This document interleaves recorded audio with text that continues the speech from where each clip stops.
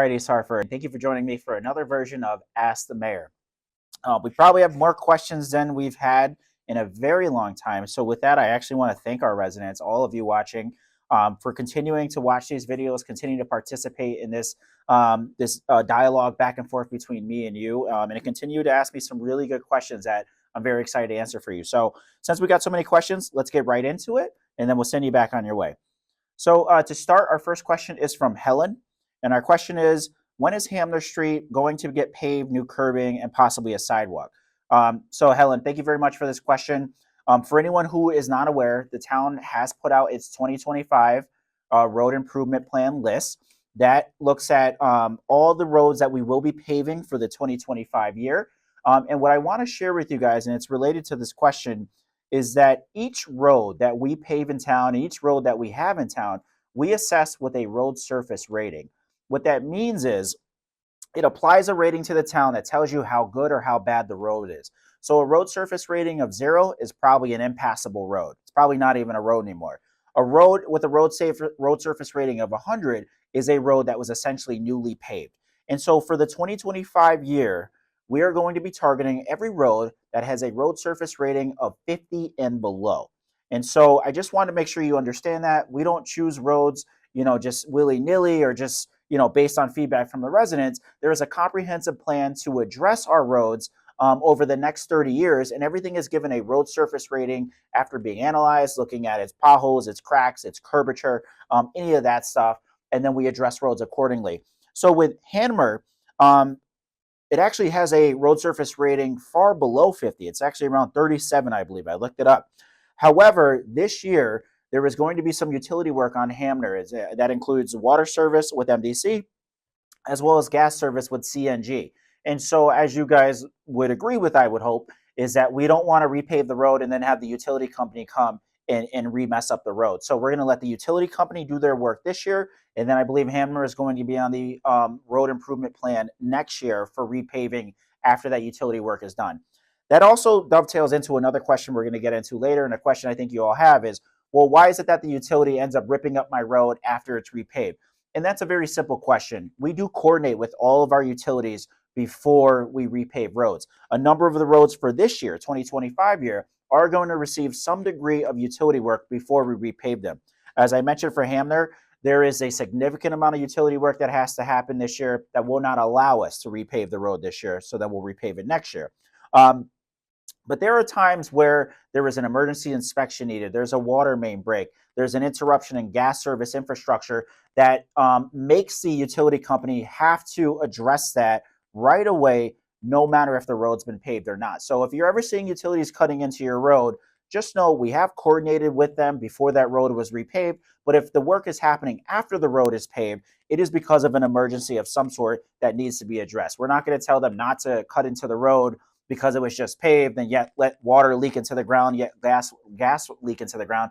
We're going to make sure that they address those emergencies as they come up. But that is typically what we see when they are cutting into a road that's already paved. So Helen, great question. That is the story for Hamner Road. This year, you're going to see some utility work, while next year you'll see the road get repaved. Our next question is from Aaliyah. I appreciate the effort in organizing activities to bring our community together, but I've noticed that many town employees, the people who serve this community every day, aren't participating themselves. Can you please share your perspective on why that is happening? So, Aaliyah, this is a really great question. And we continue to try to encourage our employees to come and to participate in these events. Majority of our events are after hours. And so if we are going to be asking our employees to come, it is going to likely require them to be paid overtime unless they come and volunteer the hours themselves. And we do have a number of employees who do volunteer. And so what you're probably seeing at our events is we do push to have vendor tables at our events. And this could be Health and Human Services, the library, Park and Recreation, DPW, Waste Services. We are been pushing those lately, and we have seen them at almost all of our events where we have employee or departments, I would say town departments, being a vendor for our events. And as much as we do encourage them to come, we do not require them to come because of that having to possibly pay people overtime.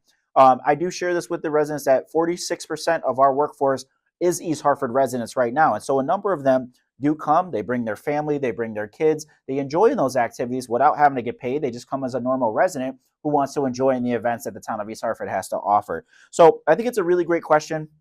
Aaliyah, we're going to continue to push our employees who, as you mentioned, provide services on behalf of the residents to continue to participate in our events. I am very happy with the participation level so far. And like I said, I'm already seeing it from those that are residents, those that are not residents, and we continue to try to have a town department table at all of our events. So thank you very much for that question. Our next question is from Santo. Santo, always good to hear from you. Why are all recently paved roads ripped up, poorly patched up, and they're sinking, creating large depressions in the road? Why not send out inspectors to ensure that roadways are restored to their initial state? So, Santo, this is a really great question, one that I just touched on when I talked about Hamner Road. So there are instances where the road needs to be cut into because it's an emergency. However, I agree with you wholeheartedly that the patch job and some of this work needs to be done better. And we are constantly working with MDC as well as CNG to make sure that that patch job is flush. It looks just as good as when the road was just paved. So it is our responsibility as the town to stay on top of those patches and make sure we're working with MDC or any of the utility companies to ensure that they are doing a quality patch. And for any resident that's watching, we want to ask you to please continue to bring these to our attention. You can use the My East Hartford app to easily put in. You don't even have to call us. You can download the app, put it in, it gets diverted to the right department, and we start to work with the utility company to make sure that patch is done the right way. So, but Santo, thank you very much for your question. All right, our next question is from Kamari. There is a Pizza Hut on Silver Lane that has been vacant. Can we add an animal control spot for them so that they don't have to drive back and forth to South Windsor? That's your part one of your question. I'm going to answer that one first. Unfortunately, Kamari, my answer right off the bat would be no. I would not be in favor of bringing an animal shelter or an animal control spot to Silver Lane. I think that is where this Pizza Hut sits is a prime site for another restaurant or retail shop, something that I think we all want along Silver Lane. So for me personally, that's not within my vision of revitalizing Silver Lane. I don't foresee an animal control spot being there. And so just respectfully, I have to answer that with a no. So, but going on to your next question on Silver Lane, they smashed the plaza down. Can and will they build a Walmart? I truly think this would help East Hartford's budget quite a bit. And then in addition, is there land for companies for BJ's or Sam's Club? Also think about the budget. So Kamari, I appreciate you thinking about the budget, bringing in big businesses that can help shift that burden from the residents to more commercial properties. We did actually initially meet with Walmart to see if we could fit them on the Silver Lane site. And unfortunately, the Silver Lane site, which is about 40 acres, but a lot of it is wetlands toward the back of the site, was unable to fit a Walmart. So they were actually one of the first tenants we had talked to, or interested parties, I would say, to be on Silver Lane. The site simply is not big enough because of the wetlands that goes right through it. There's actually a small brook and stream that goes right through the middle of the site, which would have been behind the Super Pet building that essentially divides the site in half. And so it does limit you in terms of what economic development we can bring to that site. And I continuously report on what we're exploring there. But unfortunately, a Walmart was just not a feasible option, but it was something we were already starting to discuss with them. So, but I think that dovetails into your next question of a BJ's or a Sam's Club, which are also just like a Walmart, big box stores, big open parking lot in front, depending on the size of them. And so as you know, you have super Walmarts and you have regular size Walmarts, right? Super Walmarts have the grocery store in them, additional amenities, you name it. Doesn't mean they all need to be that big. However, I can't think off the top of my head if there is a big enough site that could fit a BJ's, Walmart, or Sam's. So as of right now, I don't think we have the land available for that. Doesn't mean they can't convert an existing warehouse or a building into this. I don't know where we would have that either. But I would say, just to answer your question right now, we don't have the land, the size of the land available to fit a Walmart or a Sam's or a BJ's Club. So unfortunately, it may not be in the cards for East Hartford right now, but it doesn't mean we can't pursue a number of small commercial, retail, restaurant pads that could both support what we're trying to achieve here in East Hartford. But thank you very much for your question. All right, our next question is from a concerned citizen. I love it. Please put the roundabouts, 8 in town, 8 proposed roundabouts, question on the ballot in November. Let the voters decide. In that same question, you asked me, is it possible to put more patrols out to enforce driving? Speeding and passing illegal is a huge issue in our town. So I very much appreciate this question. I appreciate the two-part question that you put into this. And so let me make sure you all understand that the reason we're pursuing roundabouts, and these 8 locations are proposed locations. There is one roundabout, the one at Chester and Forbes, that is absolutely coming to fruition. And we have significant crash data to justify that location. The rest of these locations are being explored. We're using crash data, data that looks at vehicular accidents, that look at pedestrian accidents, that look at speeding as well, to try to combat that bad driving behavior. And so if we're looking at roundabouts, it is literally for that sole purpose of making East Hartford more pedestrian friendly and curbing, enforcing bad driving behavior to change. And so I don't believe, honestly, that it would be appropriate to put these on the ballot in November when they are just that, proposed locations that we are exploring. I don't think it's right of the voters to tell me what location we should have a roundabout and what we shouldn't. I think it's in our best interest to look at the data and have the data drive that decision, because this may be an intersection where you just don't like it, you don't like the way it's configured. You yourself go through this intersection every day, so it seems to be the one that has the most problems. We want to use data, townwide data, from our police department, from our engineering department, from our fire department, to really drive where we're going to implement roundabouts. And also, as I said, these are just proposed right now. We're looking at these locations. There is one that is absolutely coming. The same question where you asked me, can I put more patrols out to enforce the driving? So I've been very open about the fact that we only have 8 officers on shift at all time. We run 3 shifts a day. PD operates 24 hours a day. And so out of those 8 officers, only 2 are traffic officers, one that covers the north end of town and one that covers the south. And I've been very open that it is not feasible for me to put an officer, obviously, at every intersection. And if you guys wanted me to hire more officers, it would almost certainly result in a further mill rate increase, because I would have to increase taxes to increase funding to hire more officers to have one at every single intersection. And so the reason for why we're pursuing roundabouts is to help our enforcement effort, help to curb bad driver behavior where I can't put a patrol officer. So to answer your second question, it is not possible for me to put more officers out on patrol, but what it is possible for me to do is implement roundabouts to enforce driver behavior, to enforce our traffic laws where an officer cannot be. So if anyone is interested in what we're doing for roundabouts, as I mentioned, we did hold a roundabout town hall 2 weeks ago. It was very well attended. We did put the recording of that up on our social media page. So I would say check it out. We had a number of experts from DOT who have been implementing roundabouts in Connecticut, who have learned the best ways to do them and to not do them. All that's going to help us for when we implement roundabouts to make sure we don't make the same mistakes as other communities. I already know people are going to bring up Glastonbury's roundabouts. DOT has acknowledged those are probably relatively small. And so believe me, we're learning from what other municipalities have done. But if you want to learn from yourself, obviously you can reach out to us. But I would encourage you to visit our social media and look at the recording for the town hall roundabout town hall. And I think you're going to learn quite a bit from it. But of course, after that, if you have any questions, feel free to reach out. All right, our next question is from Louie. Please let the chicken inspector know to check out the corner of Burnside and Larrabee. Many chickens. So thank you, Louie, for this question. I would definitely need more information from you.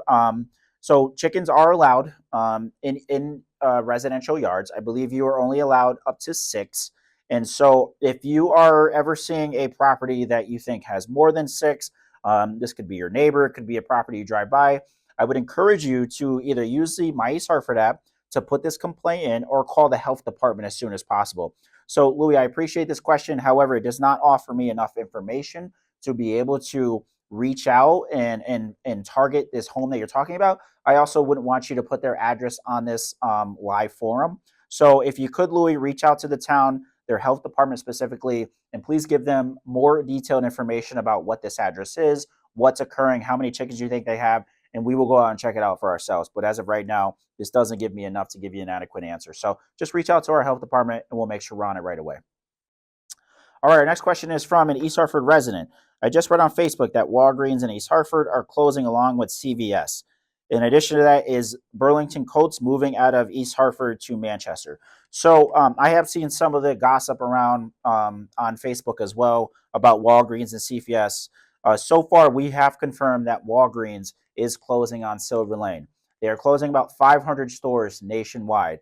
And unfortunately, what we heard is that they are closing their underperforming stores. And so, just as I have mentioned very openly about Stop and Shop, if we don't shop at these places, if we don't support them, we don't spend our money there, they are going to close. And so, apparently, we weren't shopping enough at Walgreens on Silver Lane, and it is one of their low performing stores, and they will be closing down. However, in addition to CVS and Burlington Coat Factory, we have reached out. We have not confirmed yet that they are closing. So those two are news to me. Like I said, as of right now, Walgreens is the only one we have confirmed is closing, but I have not heard the same for CVS, nor have I heard the same for Burlington Coat Factory, who actually is doing quite well in that plaza that they're in. You guys remember that plaza where Stop and Shop used to be? We do have a new trampoline park that is coming to that plaza. We did have Big Lots closed down, Big Lots closing down all around the United States. But I'd be very surprised if Burlington Coat Factory was closing, seeing how well they're still doing in that plaza. But thank you very much for the question. All right, our next question is from Charlie. Charlie says, "Why is there fencing next to the firehouse on Main Street?" I'll answer that one first before I go to your next ones. That's a really good question, Charlie. So next to the firehouse is going to be the town's new stop log building, and so this building has been the plan even before I was mayor, 2 administrations ago. And so what a stop log is, it's an exercise that we conduct to prevent flooding along Main Street.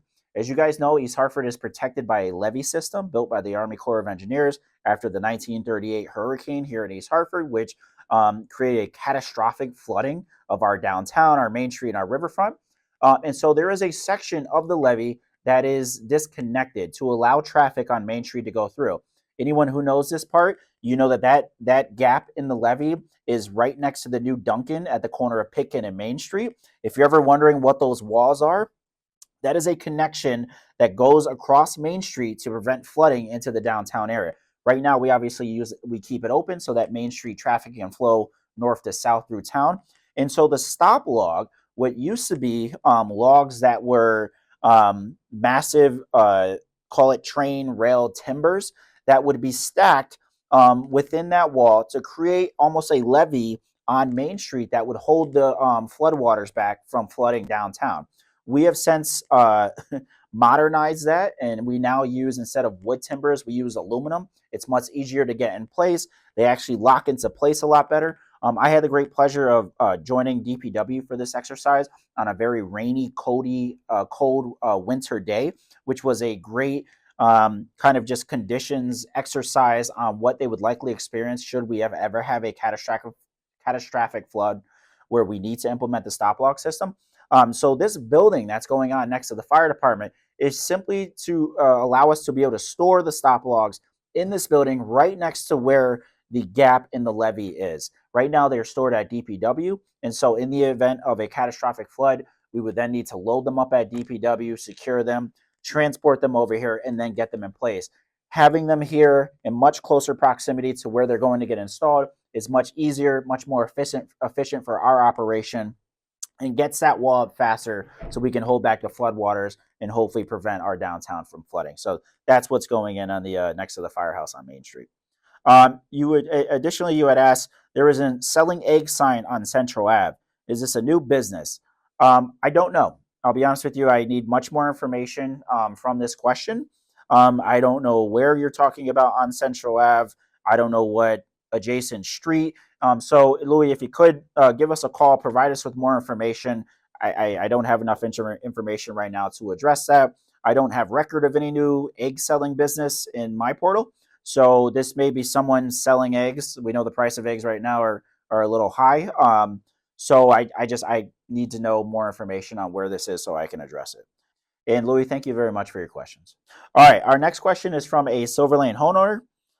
This is my favorite person that has been asking questions. Now that there has been approval to change the light from red to blinking yellow at Plaza 2, do you know when it will become effective? So thank you very much. I do not know the answer to that yet. As I mentioned, we had a really excellent meeting with DOT where they agreed to change the signalization of the light. I am fully confident that within the next couple of months, they will change that light. I don't anticipate it actually taking a couple of months, but as of right now, I do not have an answer. So what I hope to do is by the next time I do another Ask the Mayor, which would be in 2 Wednesdays, to have you that timeline and that answer as well. So, but thank you very much for that question. All right, our next question, we're almost there, guys, is from Kevin. Mayor Martin, last Facebook video update. I heard you saying you wanted to work with residents. From your perspective, what would the ideal project look like to partner on? How can East Hartford residents get more involved? How can East Hartford residents save money for East Hartford municipalities and potentially generate money for East Hartford? So I think this is a really great question, Kevin, and I appreciate your enthusiasm to get involved. So there's a number of ways that I think East Hartford can get involved what your government's doing. Whether it's the volunteer opportunities that we have, such as the mayor's cleanup, which is coming up soon, volunteering at our town-wide events that help keep some of the staff costs low and overtime costs low so that we don't have to have employees volunteering and working at those events. Um, we also have a number of boards and commissions that residents can get a part of that, in my opinion, are very high impact, very low commitment for you. But we always need boards and commission members to fill our vacancies to make sure that business moves along on our boards and commissions. So please volunteer for a board or commission. And then you ask, how can East Hartford residents save money? And it jogged my memory. I think there's one key way that East Hartford residents can help save this town money, and it's through recycling. And I say this all the time because we have done we've done a great job and have made a significant effort in decreasing the contamination rate in our municipal solid waste in our recycling stream. And what the contamination rate means is that when someone throws a garbage bag or garbage in the recycling bin, that gets flagged. And what happens is the municipality gets charged to sort through that sort of contamination. We do have a waste services inspector. We actually have a recycling coordinator who goes out and checks bins themselves, but there is still some trash that slips through the cracks. And so I guess what I would ask East Hartford residents is to simply do your part, right? And to make sure that you're separating out your recyclables to what's trash. You're not mixing them in each other. Because every time that we get dinged and we get an upcharge for a contaminated recycling waste, that directly impacts our budget. It directly impacts the mill rate, and it directly impacts the taxes that you pay to the town of East Hartford. And so if we can all do our part in making sure that we are recycling, making sure that we're separating things appropriately, we can actually see a decrease in our budget and a savings in terms of what we pay for recycling.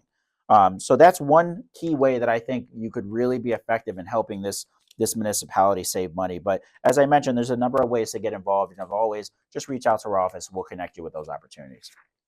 All right, second to last question from a senior resident. Did state money from State Rep Henry Jenga come to East Hartford for an additional parking lot at the senior center? So we did get $109,000 in American Rescue Plan Act money. I do believe State Rep Henry Jenga did have a role to play in that. That had come to us under the previous administration. And so, as I have, you're absolutely right. We did get money, like I said, the amount of $109,000.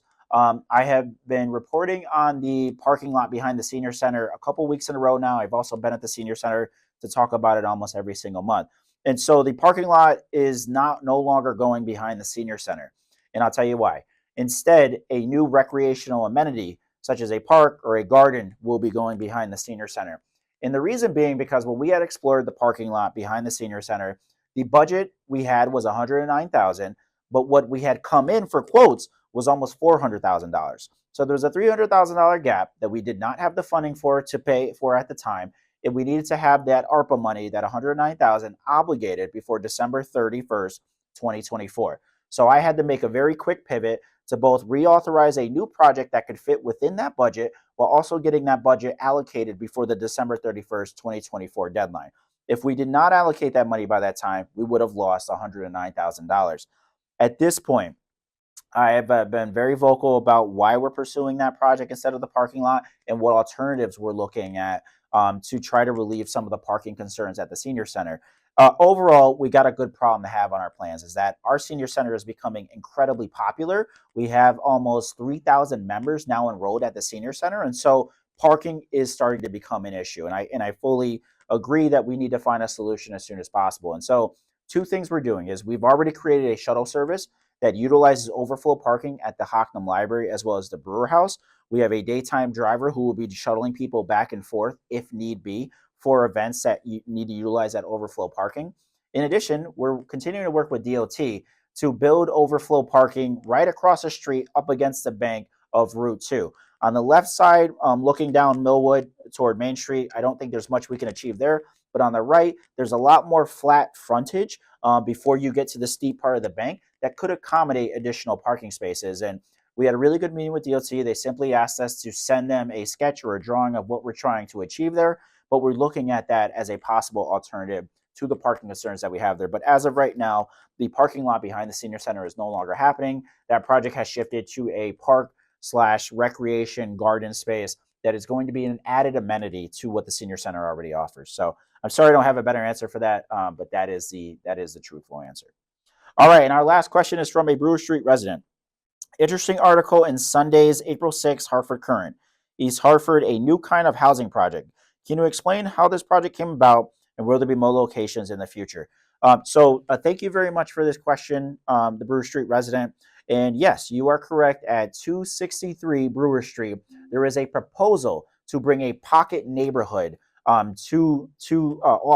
of Brewer Street.